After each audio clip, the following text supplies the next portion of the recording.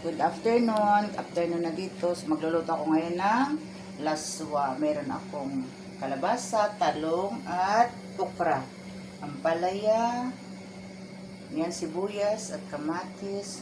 Yan na yung aking nor cubes. So, at ito yung aking mainit na tubig. Ilalagay muna natin yung nor cubes. Ayan siya mga guys. Tapos yung sibuyas.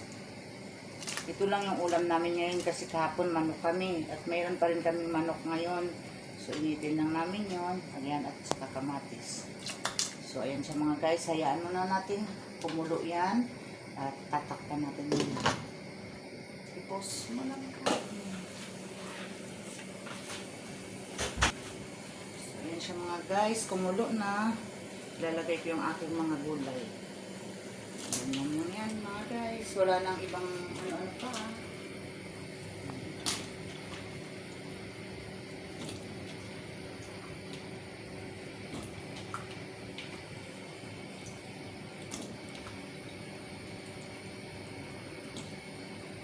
Mga guys, atin munang tatakpan.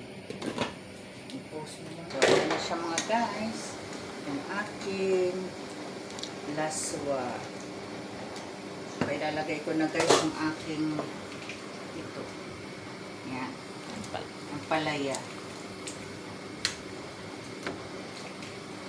Yan. Tapos kulo na lang siya. Ayan mga guys, yung ating laswa. And thank you for watching.